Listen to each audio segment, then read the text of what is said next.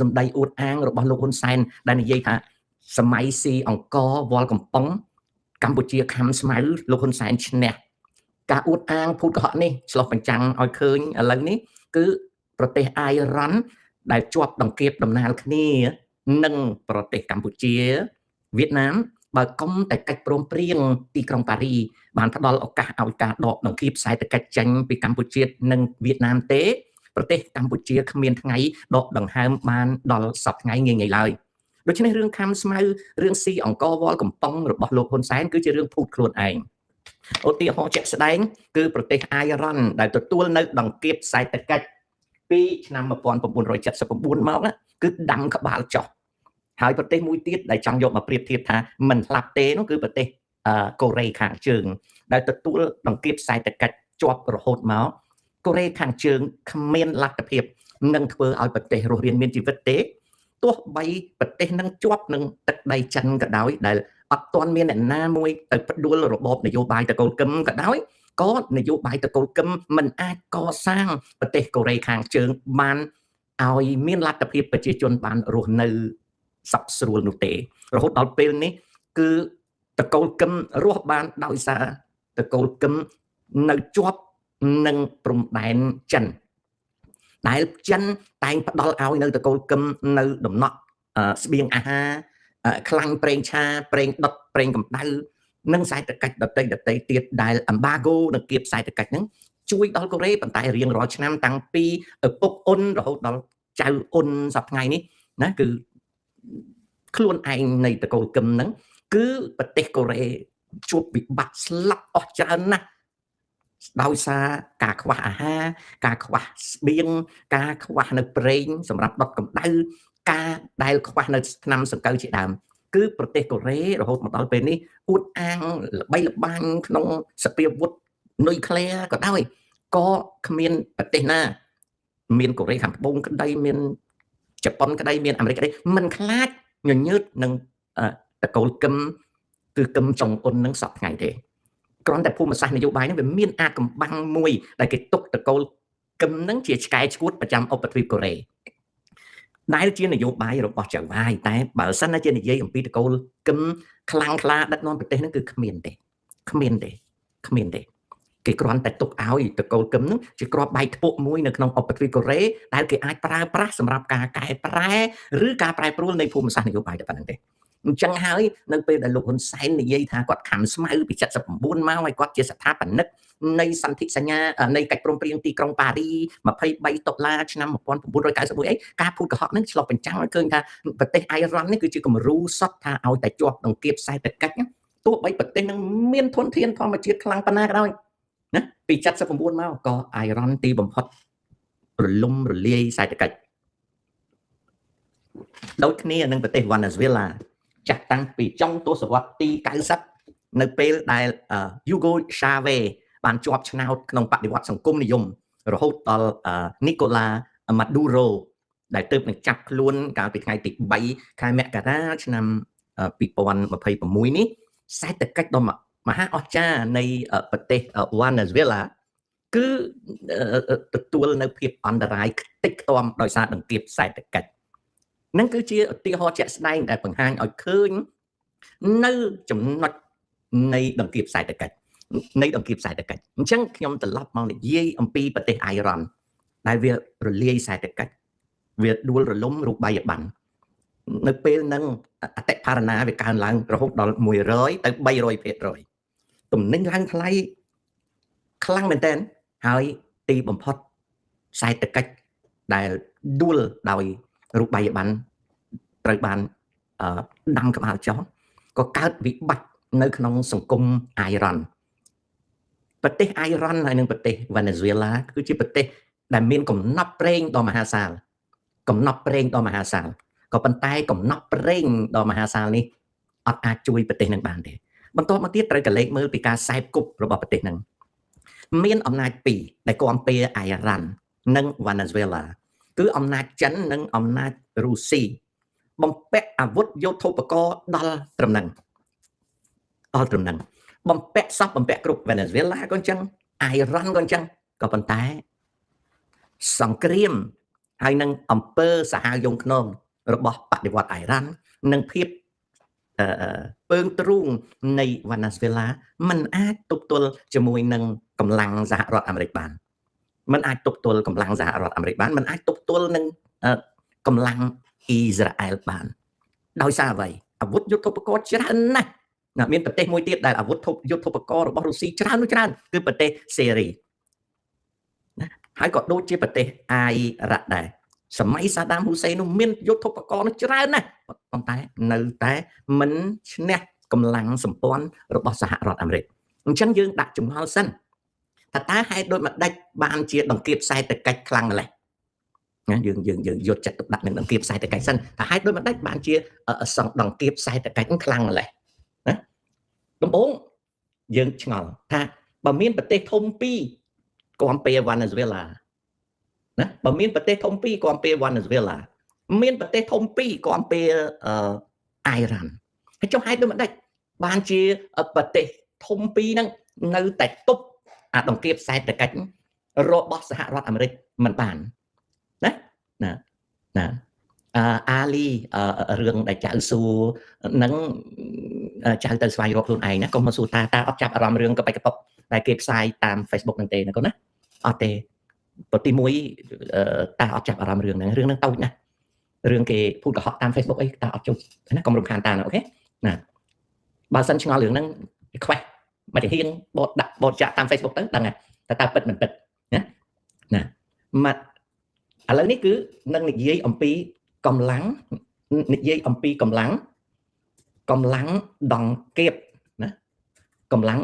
ដង្កៀបសេដ្ឋកិច្ចកម្លាំងដង្កៀបសេដ្ឋកិច្ចម្ដេចក៏ដង្កៀបសេដ្ឋកិច្ចអាមេរិកខ្លាំងណាកម្លាំងដង្កៀបសេដ្ឋកិច្ចម្ដេចក៏ដង្កៀបសេដ្ឋកិច្ចអាមេរិកខ្លាំងចម្លើយដង្កៀបសេដ្ឋកិច្ចខ្លាំងព្រោះមានប្រព័ន្ធពិភពលោកនៅក្នុងដៃហើយដូចម្ដេចបានជាដង្កៀបសេដ្ឋកិច្ចរបស់អាមេរិកខ្លាំងដង្កៀបសេដ្ឋកិច្ចរបស់អាមេរិកខ្លាំងព្រោះមានប្រព័ន្ធពិភពលោកនៅក្នុងដៃដូច្នេះយើងសួរថាចុះដង្កៀបសេដ្ឋកិច្ចលើរុស្ស៊ីក្រោយពីរុស្ស៊ីបានវាយចូលប្រទេសអ៊ីរ៉ាន់តើដង្កៀបសេដ្ឋកិច្ចលើរុស្ស៊ីមិនក៏មិនឃើញរុស្ស៊ីដួលសូមបញ្ជាក់ថាបើសិនជាបន្តទៅមុខទៀតតាំងពីឆ្នាំ22មកដល់ឆ្នាំ26វាជិត4ឆ្នាំហើយខែក្រោយវា4ឆ្នាំហើយ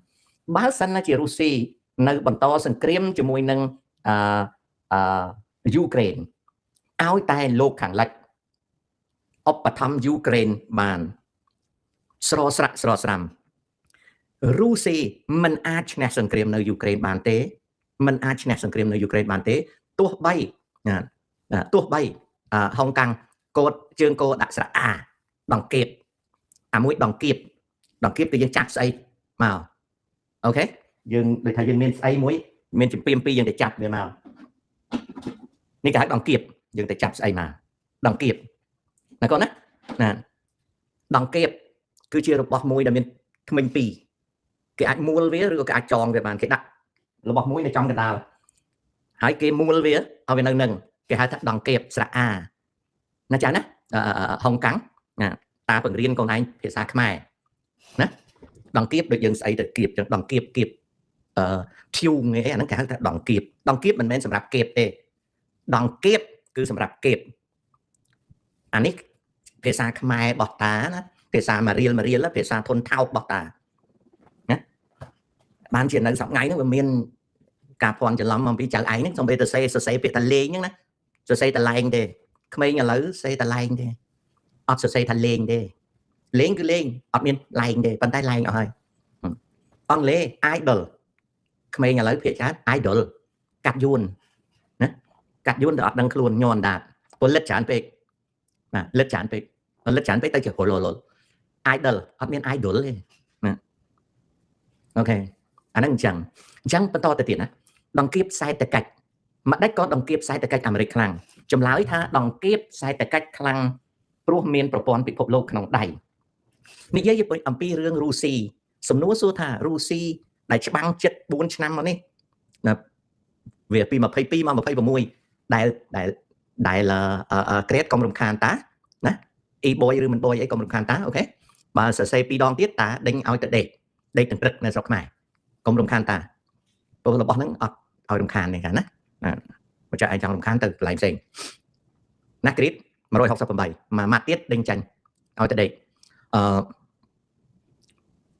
រុស្ស៊ីបានធ្វើការវាយប្រហារដល់យូក្រែនតាំងពី22រហូតដល់ឥឡូវនេះខែក្រោយនេះវា4ឆ្នាំប្រសិនបើលោកខាងលិចនៅបន្តឧបត្ថម្ភយូក្រែនក្នុងចម្បាំងណាឧបត្ថម្ភយូក្រែននៅក្នុងចម្បាំងរុស្ស៊ីគឺមិនអាចឈ្នះបានទេហើយបើរុស្ស៊ីប្រើអាវុធនុយក្លេអ៊ែររុស្ស៊ីក៏នឹងរលំរលាយជាមួយគ្នានៅក្នុងសង្គ្រាមនុយក្លេអ៊ែរណាត្រង់នេះគឺជាចំណុចមួយណាគឺជាចំណុចមួយដូច្នេះហើយដង្កៀបខ្សែតកាច់ប្រសិនបើអាមេរិកនឹងសម្ព័ន្ធដាក់លើរុស្ស៊ីខ្សែតកាច់រុស្ស៊ីវាសឹកវារិចរុស្ស៊ីគឺជាប្រទេសដែលមានកំណត់ទ្រព្យខ្លាំងណាស់ប៉ុន្តែសឹករិចរយៈ74ឆ្នាំកន្លងមកនេះនៅលើសមរភូមិរុស្ស៊ីច្បាមបានទឹកដីយូក្រែនក៏ប៉ុន្តែមិនមែនជ័យជំនះទេគឺវាសឹករិចខ្សែតកាច់រុស្ស៊ីកុំច្រឡំណាវាសឹករិចខ្សែតកាច់រុស្ស៊ីវាជាការពិតណាស់វាបំផ្លាញយូក្រែនក៏ប៉ុន្តែវាអត់បំផ្លាញសម្ព័ន្ធលោកខាងលិចទេពីព្រោះសម្ព័ន្ធលោកខាងលិចហ្នឹងមានប្រព័ន្ធពិភពលោកនៅក្នុងដៃនឹងសូមជម្រាបលើកឧទាហរណ៍ត្រឡប់មកអ៊ីរ៉ាន់វិញណាត្រឡប់មកអ៊ីរ៉ាន់វិញណាត្រឡប់មកអ៊ីរ៉ាន់វិញអ៊ីរ៉ាន់ទទួលដង្កៀបខ្សែតកាច់47ឆ្នាំហើយណា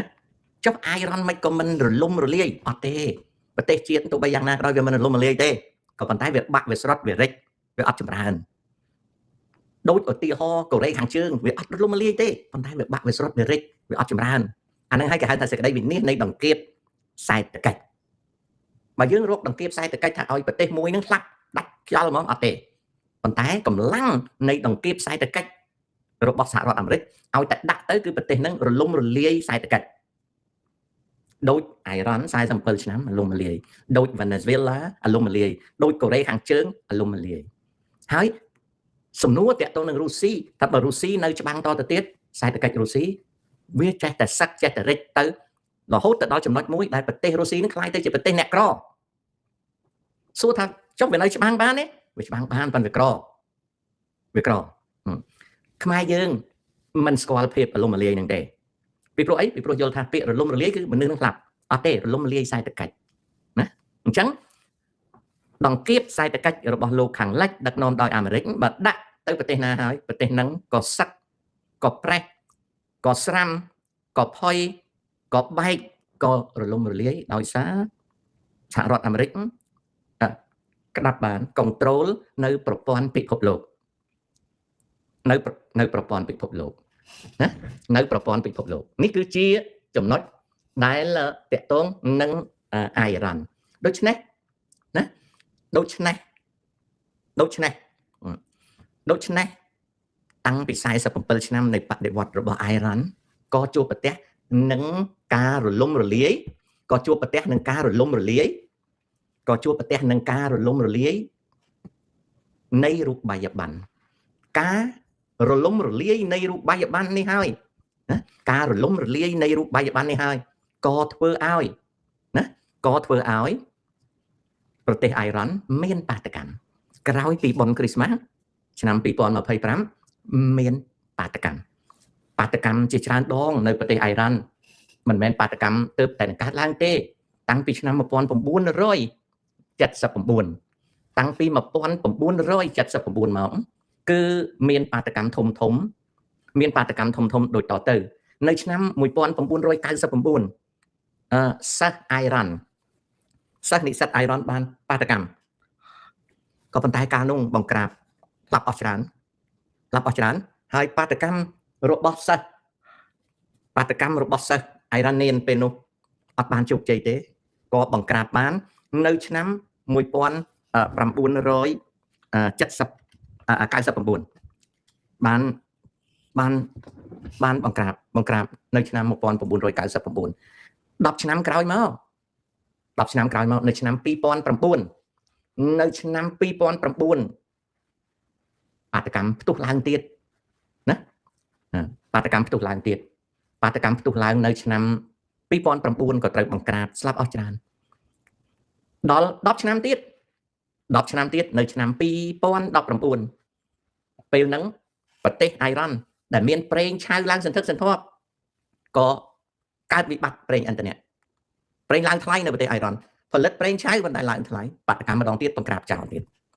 នៅឆ្នាំ22 23បាតកម្មទៀតដោយសារម៉ាសាអាមីនីត្រូវគេគៀបសង្កត់តាក់ទងនឹងសិទ្ធិរបស់ស្ត្រីលើការស្លៀកពាក់ដែលនាងម៉ាសាអាមីនីនឹងដូចជាស្លាប់នៅក្នុងដៃប៉ូលីសក៏បាតកម្មម្សាទៀតត្រូវគេបង្ក្រាបទៀតឥឡូវនេះឆ្នាំ25 26វិបត្តិសេដ្ឋកិច្ចរបស់អ៊ៃរ៉ង់ក៏ធ្វើឲ្យណាកូហែនមិនបាច់អំពាវនាវទេសត្វមានពីរសត្វមានធម្មសញ្ញាសត្វដេរឆានកុំអំពាវនាវបើមិនអញ្ចឹងទេមិនមែនសង្គមយើងជួបសម័យខ្មែរក្រហមងាប់អស់3លានទេសត្វសម្បកដូចគ្នាប៉ុន្តែវិញ្ញាណដេរឆានហើយនឹងវិញ្ញាណមនុស្សមានធម្មសញ្ញាដូច្នេះកុំចំណាយពេលខាតអញ្ចឹងនៅឆ្នាំ25 26នេះវាកើតបដិវត្តវាកើតបាតកម្មដោយសារវិបត្តិសេដ្ឋកិច្ចវាកើតបាតកម្មវាកើតវិបត្តិសេដ្ឋកិច្ចគឺការរលំរលាយនៃរូបិយប័ណ្ណការរលំរលាយនៃរូបិយប័ណ្ណដែលវាកំពុងតែពុះពោនេះតើរបបដឹកនាំនៃអាយ៉ាតូឡាអាចដួលរលំឬទេណាយើងមិនទាន់ដឹងទេប៉ុន្តែយើងឃើញថាកំពុងតែចលាចលរហូតដល់ម៉ោងដែលយើងកំពុងតែនិយាយនេះតើអ្វីដែលកើតនៅអ៊ៃរ៉ង់ហើយនឹងអ្វីដែលកើតនៅវេណេស៊ុយអេឡាវាឆ្លុះបញ្ចាំងដូចម្ដេចមកកម្ពុជានៅកម្ពុជាគ្មានបាតកម្មទេប្រជាជនបាក់ស្បាតខ្លាចអំណាចហ៊ុនសែនហើយដូច្នេះអត់មានបាតកម្មទេក៏ប៉ុន្តែរបស់មួយដែលលោកហ៊ុនសែនហ៊ុនម៉ាណែតត្រូវប្រយ័ត្នគឺសេដ្ឋកិច្ចណារបស់មួយដែលលោកហ៊ុនសែនហ៊ុនម៉ាណែតត្រូវប្រយ័ត្នគឺសេដ្ឋកិច្ចកម្ពុជាបច្ចុប្បន្នគ្មានស្ថិតនៅក្នុងដង្កៀបសេដ្ឋកិច្ចទេក៏ប៉ុន្តែចម្បាំងជាមួយថៃវាបានបំផ្លាញសេដ្ឋកិច្ចកម្ពុជាទោះបីជារាជរដ្ឋាភិបាលនៅនិយាយថាសេដ្ឋកិច្ចកម្ពុជាមានសេចក្តីចម្រើន 5% ក៏ដោយក៏សេដ្ឋកិច្ចបានរបួសខ្ញុំនិយាយបញ្យលអំពីពហិការដែលខ្ញុំបាននិយាយពាក្យអាក្រក់ស្ដាប់ខ្ញុំថាកុំភ្លើរឿងពហិការក៏ឃើញកូនចៅខ្លះហ្នឹងជេរខ្ញុំហុយដីដោយសាររឿងខ្ញុំនិយាយរឿងពហិការខ្ញុំថាពហិការគឺជារឿងបំផ្លាញខ្លួនឯងបងប្អូនដឹងទេហេតុដូចម្ដេចបានជាខ្ញុំនិយាយសម្ដីធ្ងន់រឿងពហិការពីព្រោះបើសិនណាជាពហិការវាជួយបំផ្លាញសេដ្ឋកិច្ចដែលកំពុងតែលំបាក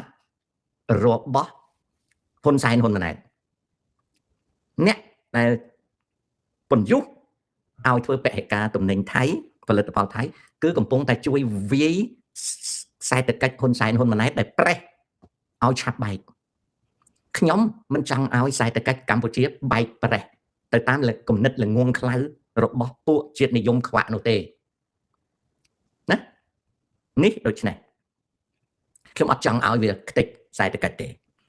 អាការធ្វើពហិការនេះវាជាចំណែកមួយនៃការវាយបំបែកសេដ្ឋកិច្ចកម្ពុជាក្នុងខណៈដែលសេដ្ឋកិច្ចកម្ពុជាវាកំពុងតែប៉ះទង្គិចខ្លាំងហើយបង្ហាញឲ្យឃើញច្បាស់ថាសាររបស់ហ៊ុនម៉ាណែតចុងក្រោយគឺបង្ហាញថាសេដ្ឋកិច្ចវាអត់ដើរទេបានជារដ្ឋាភិបាលគ្មានលុយចាញ់ណាគ្មានលុយចាញ់លើការស្រោចស្រង់ជនភៀសខ្លួនយុទ្ធជនពិការរបួសនិងអ្វីទេវាមានលុយនៅក្នុងហោប៉ៅឯកជនតែលុយថវិកាវាមានមេតម្កល់អីចឹងប៉ុន្តែសេដ្ឋកិច្ចវាអត់មានស្អីទេរីឯអាមេតម្កល់អីហ្នឹងបើគិតជាទឹកប្រាក់យកមកប្រៀបធៀបនឹងទុនបំរុងរបស់ប្រទេសជាតិដើម្បីសេដ្ឋកិច្ចវាតូចទេហើយបើយកអាទឹកប្រាក់លើមាសតម្កល់ហ្នឹងមកធៀប នឹងទំហំសេដ្ឋកិច្ច GDP របស់កម្ពុជាក៏វាតិចដែរហើយបើយកអាមាសបំរុងហ្នឹង